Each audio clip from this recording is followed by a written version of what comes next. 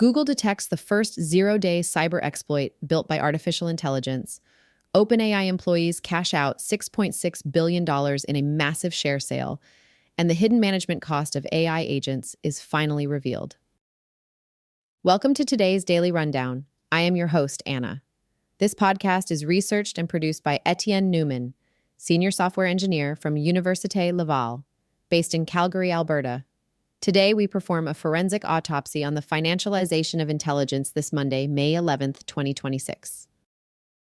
The artificial intelligence industry is aggressively shifting from a research phase into pure wealth extraction and enterprise deployment. In a staggering secondary sale, OpenAI employees have cashed out $6.6 billion, instantly creating 75 multimillionaires. To capitalize on this momentum, the company has officially launched DeployCo, a $10 billion private equity consulting firm designed to force its models into corporate America. But as AI scales into the enterprise, the dark side of autonomy is emerging. Google has just detected the first zero-day cyber exploit explicitly built with the help of a large language model. And inside the corporate world, data shows that deploying AI agents is actually increasing the workload of middle managers who are now forced to audit and govern an unpredictable digital workforce. Before we dive into the data, I have a brief strategic request. The algorithms governing the app you are listening on right now dictate what intelligence reaches your feed. To ensure you never miss our most critical forensic autopsies, please hit follow or subscribe to the DJAMGAMIND channel on Apple Podcasts to always listen completely ads-free. It is a completely free action that takes just 1 second, but it is the most effective way to help us scale this independent research. Today's episode is brought to you by IREA. When frontier labs are minting multimillionaires and AI is writing zero-day exploits, your organization needs flawless technical intelligence. A special thank you to IREA for sponsoring today's forensic briefing. Let's unravel the day. Before we begin today's briefing, a note for the brands listening. If you want to reach the true architects of the AI revolution, the technical leaders actually building the stack, not just the tourists, DJAMGAMIND offers select premium partnership opportunities. Let us position your product directly in front of the ultimate technical buyer. Visit jamgamind.com/partners. Imagine minting 75 new multimillionaires overnight, like just handing out $30 million checks to your staff, and doing that without adding a single dime of new operating capital to the company's actual bank account. Right.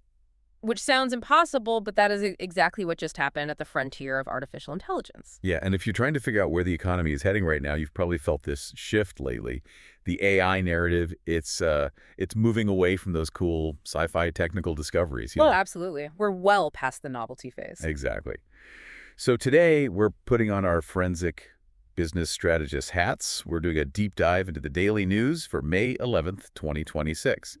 And we're dissecting something we are calling the financialization of intelligence.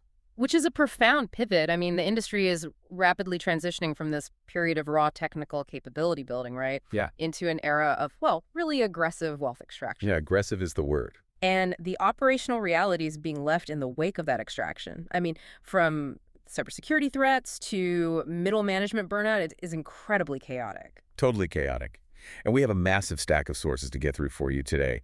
We are looking at macroeconomic M&A data, a really severe cybersecurity threat report from Google, some enterprise platform analytics, and geopolitical summit briefings. It's a lot of ground to cover. It is.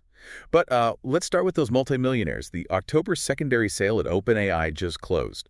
And this was a $6.6 billion cash out. Over 600 current and former staff participated. Right. And roughly 75 of those employees hit the newly tripled individual cap, which is $30 million each.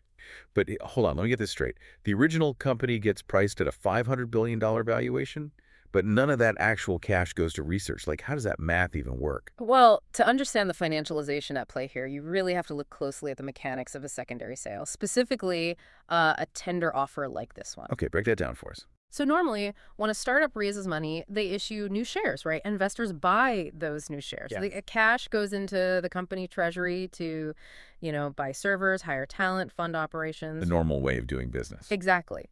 But in a secondary sale, no new shares are created at all.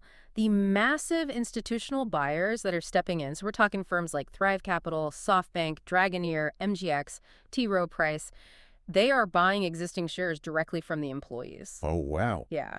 So zero new money went to OpenAI as a company. This was a pure liquidity event, just a direct wealth transfer to employees, primarily the ones who joined post-ChatGPT. Okay, so it's like, let's unpack this. It's like they built the ultimate digital printing press, right? Yeah.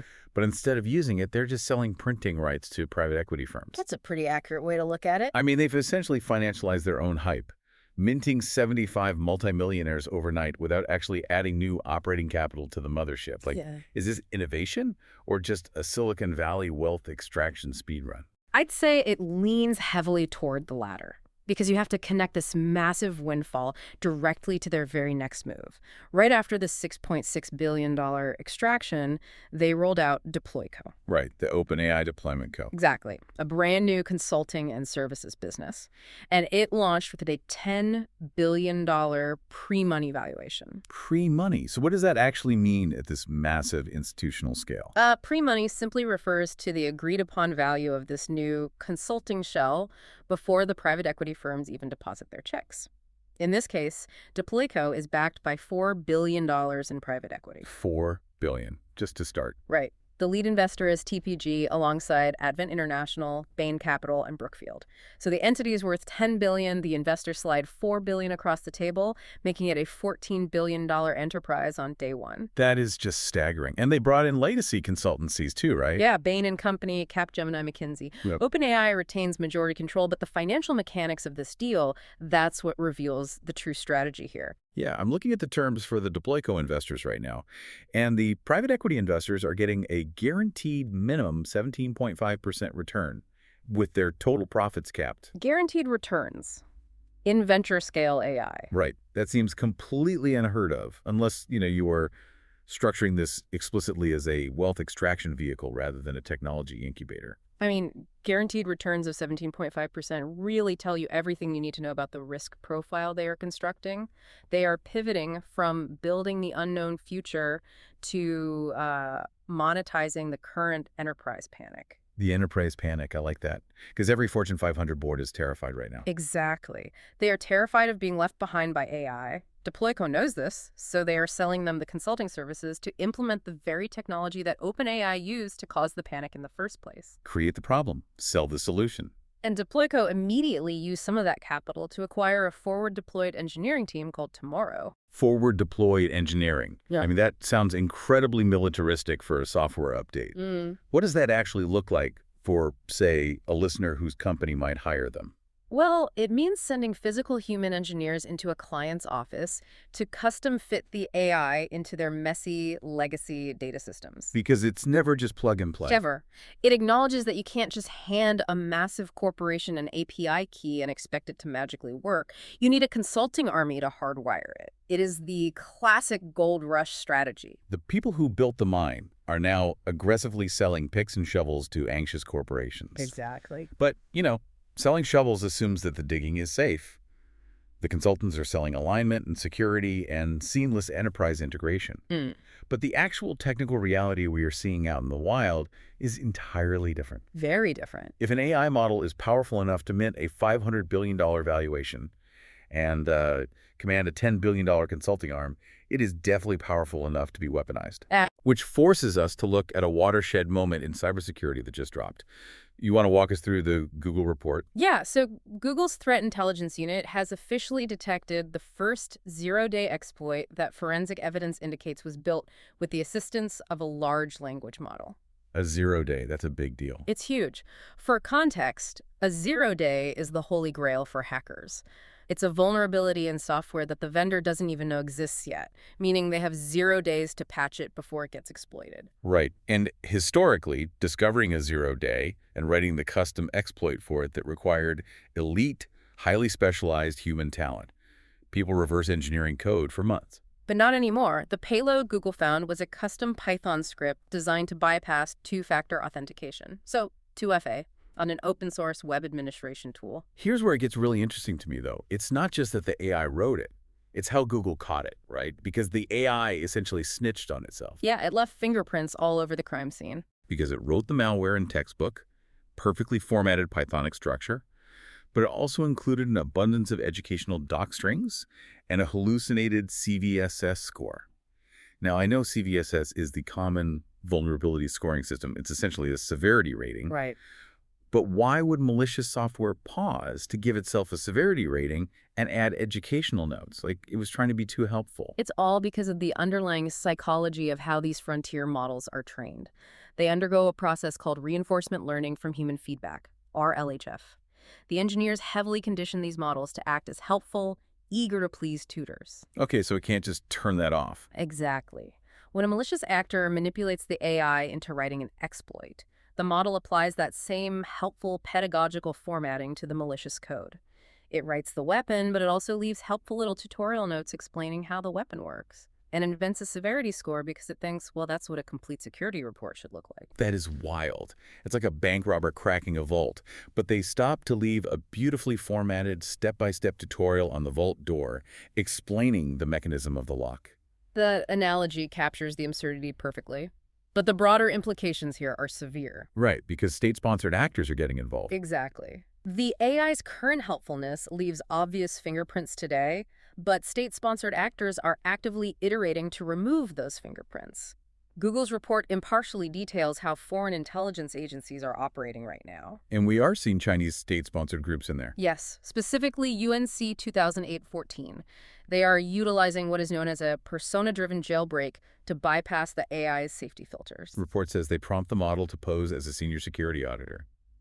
Why does playing make-believe actually work on a machine? I mean, why doesn't the safety filter just block the request for malware outright? Well, it goes back to that people-pleasing nature. If you bluntly ask a model, hey, write me an exploit to bypass 2FA, the safety filter triggers and refuses. Heavy. But if you build a sophisticated narrative where the AI believes it is a senior security auditor conducting a legally sanctioned, highly critical test for a major bank, its directive to be helpful to an authority figure overrides its basic safety training. Oh, wow.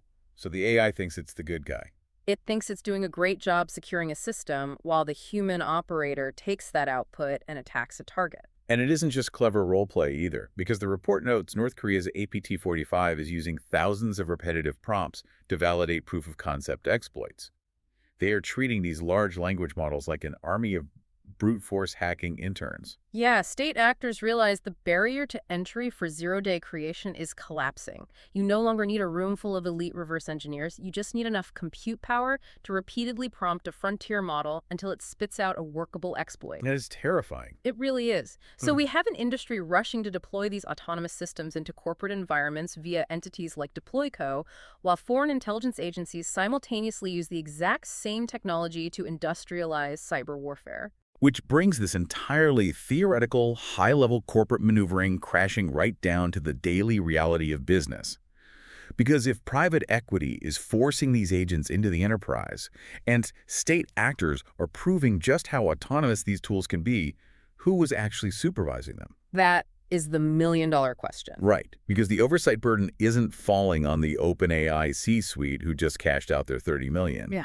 It is completely crushing middle management. The human cost of autonomous deployment is becoming glaringly obvious right now. We have a new report from ServiceNow detailing the operational realities of the autonomous workforce. Yeah, Jackie Canny, their chief people and AI enablement officer, had a great quote in there. She did. She stated, quote, "I actually hope our managers aren't thinking, I've got 5 agents on my team." She wants managers to view agents as embedded workflow tools, not digital coworkers. But, linguistic framing doesn't negate the operational friction.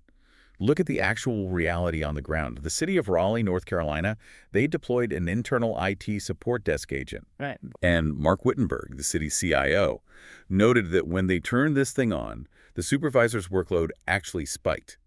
They didn't save time. The managers had to train the agent, monitor its behavioral drift, and constantly quality check its responses to ensure it wasn't hallucinating municipal policy. This exposes the core friction of the financialization of intelligence.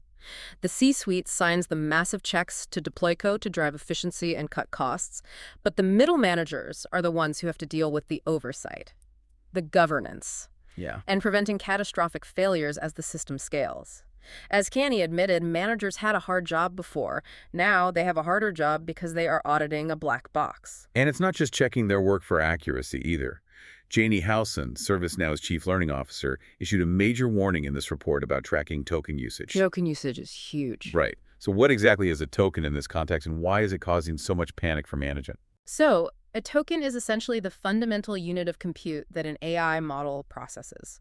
Think of it as a piece of a word. Every single time an AI reads a prompt or generates a response, it consumes tokens. Okay. When you deploy an autonomous agent, it is designed to think and act in loops to solve a problem. If that agent gets stuck in a logic loop or tries to process a vast, unorganized database inefficiently, it doesn't get tired. It will just continuously cycle, silently burning through millions of tokens in the background. So what does this all mean for the listener sitting in a management role right now? I mean, you're promised a digital intern, maybe a 20% bump in department efficiency. But what you actually get is a highly capable toddler. A toddler with a corporate credit card. Exactly. That needs constant supervision so it doesn't accidentally leak proprietary company data into a public model or get confused, run in circles, and quietly rack up $1 million cloud computing bill in an afternoon. When companies deploy autonomous agents, they quickly realize that the burden shifts to middle managers who now have to govern and audit this new digital workforce. It proves that deploying AI requires more than just an API key. It requires management infrastructure. We want to thank our sponsor, AIA, for making today's briefing possible. AIA provides the enterprise-grade AI management platform that organizations need to turn AI potential into measurable, secure workflow automation. You can find their link in the show notes. Because the necessity of strict management infrastructure becomes even more apparent when you zoom out and look at the physical scale of what we are talking about. The physical scale is staggering. Running these agents, whether they are enterprise IT bots looping through databases or state-sponsored bots writing 0 days, requires a massive amount of physical compute. All of this software relies on hard silicon, and that physical compute is entirely bound by real-world geopolitics. Right, you can't build an army of digital interns out of thin air.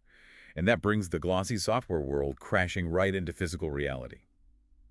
Let's look at the hardware side of this financialization, specifically the compute crunch. The demand is insatiable. It is. Cerebra's, a major AI chip startup, is currently upsizing its IPO, and not by a little bit either. They raised their initial price range from $115 mark all the way up to $150 to $160 per share. Why is a hardware manufacturer able to demand that kind of premium so suddenly? Because every single trend we've discussed today requires more chips. At this new up-end range, Cerebra's is targeting a raise of $4.8 billion, which implies a base valuation of roughly $34.4 billion. Wow. However, market reports indicate the offering is 20 times oversubscribed. Institutional investors are literally fighting for allocation. 20 times. That's insane. With that kind of frenzy, analysts expect it to quickly break a $50 billion valuation once it hits the public market. We aren't talking about infinitely scalable software margins here. This is hard, physical silicon being valued at a massive premium because the entire global AI narrative and every single deployable agent relies on it. But here is the massive physical constraint on all of this AI hype. While Cerebra's is ripping to a $50 billion valuation on the promise of infinite compute, Donald Trump and Xi Jinping are meeting in Beijing this week. That's right. And we are impartially reporting the stakes of this summit based on the macroeconomic briefings. You have $50 trillion of global GDP sitting in a single room. And they aren't just discussing GPU trade restrictions, they are navigating the immediate U.S. and Israel conflict with Iran. The geopolitical backdrop could not be more tense. Trump has rejected Iran's latest peace proposal, and the immediate ripple effect of that diplomatic breakdown is being felt directly in the global supply chain. The oil markets are reacting. Oil prices are climbing rapidly due to fears of a prolonged military disruption in the Strait of Hormuz. For context, the Strait of Hormuz is a narrow maritime choke point. Roughly 1/5 of the entire world's daily oil consumption flows through that specific lane. 1/5. And the energy sector is sounding the alarm. Chevron CEO Mike Wirth had some incredibly stark quotes about this bottleneck. He stated, quote, "We will start to see physical shortages. The overall effect of the Hormuz closure is potentially as big as in the 1970s. That is the vulnerability of the entire ecosystem right there. The tech industry is collectively holding its breath. Analysts are noting that commentary on advanced chip export controls between the U.S. and China might actually take a back seat at this summit, just because so much focus is required to avert a severe escalation in the Middle East. It's all connected. Exactly. The massive $500 billion valuations, the $6.6 billion employee cash outs, the deployment of power-hungry enterprise agents, all of it is completely reliant on a physical hardware and energy supply chain that is currently navigating severe stress. It is a wild, almost absurd contrast. On one side of the economy, you have a digital chip startup like Cerebra's ripping to a $50 billion valuation on pure speculative demand for a frictionless digital future. Right. But then on the other side, you have a 1970s-style geopolitical standoff over physical shipping lanes and crude oil. It's like we're trying to build this sleek sci-fi future, but our power cord is plugged into an incredibly fragile mid-20th century wall outlet. And if that power gets cut, the whole digital illusion just vanishes. I mean, if global energy markets face a 1970s-style shock, the massive data centers required to run these frontier models face an existential threat to their operating costs. You cannot run a $10 billion private equity consulting firm based on AI if the gigawatt data centers powering that AI are suddenly economically unviable to operate. It really forces you to step back and look at the full picture of what we've unpacked today. We started at the absolute peak of wealth extraction. OpenAI employees cashing out $6.6 billion, with 75 individuals walking away with $30 million each in a secondary market transfer. Without adding a dime to the company. Right. They added zero capital, but immediately launched DeployCo to lock in guaranteed 17.5% private equity returns by selling consulting services to anxious corporations. And from that financial peak, we descended into the dark reality of what these capabilities enable in the wild. We explored the mechanics of Google catching an AI writing Python scripts to bypass 2FA, leaving those helpful little tutorial notes because of its core training. while state actors from China and North Korea use persona jailbreaks to industrialize zero-day hacking. And then we saw who was actually paying the operational price on the ground right now, the middle managers. Supervisors whose workloads are spiking as they try to babysit these autonomous systems, constantly auditing logic loops, terrified of massive token usage bills and catastrophic data leaks. The human bottleneck. Yeah. All of this happening while physical hardware companies hit multi-billion-dollar valuations, entirely dependent on a fragile global energy supply chain currently being negotiated in Beijing amid threats of 1970s-style crude oil shortages. Looking at the mechanics of all these moving parts, it really forces us to view the financialization of intelligence not just as a technological leap, but as a massive, aggressive restructuring of economic power. Well put. It is no longer just a conversation about what the neural network can compute. It is a forensic look at who gets to capture the immense financial value it creates and who is forced to bear the day-to-day operational and security risks. For you listening, whether you are a director trying to integrate this tech into your team's workflow or just an observer trying to understand where the macroeconomic winds are blowing, the lesson today is pretty clear. The glossy, optimistic veneer of AI for everyone is rapidly giving way to hard, cynical business realities. Which leaves us with one critical question to consider as you navigate this shift. If we have frontier models smart enough to assist with top-tier mathematics and write complex zero-day exploits, yet their very creators are rushing to lock in guaranteed private equity returns and cash out $30 million at a time, are the builders showing us that the real peak value of AI isn't in what it will do tomorrow, but in the financial narratives they can sell today? That concludes our forensic briefing for May 11th. The strategic signal for today is the burden of autonomy. The industry has successfully sold the narrative that AI agents will seamlessly automate our workflows. But as ServiceNow's data reveals, you cannot deploy digital workers without human governance. Middle managers are now bearing the brunt of this transition, forced to audit hallucinations, track token costs, and prevent data leaks. And as Google's discovery of an AI-built zero-day exploit proves, autonomous intelligence without strict oversight is a catastrophic vulnerability. If you want to own your infrastructure instead of being managed by it, check the show notes for the AI Executive Toolkit. And as a special bonus for our community, we have exclusive discount codes for Google Workspace and My AI and Machine Learning Tutor Pro apps. You can find the email address to claim those directly in the show notes below. This episode was sponsored by Aria, Subscribe to the DJAMGAMIND channel on Apple Podcasts to always listen completely ads-free. I am Anna. Stay sharp and keep unraveling the future. And before you go, if your company is building the tools that power the workflows we talked about today, I'd love to showcase them to this audience. We don't just run ads, we build technical simulations that prove your value. Let's build something together. Visit jamgamind.com/partners to get started. Until next time, keep building.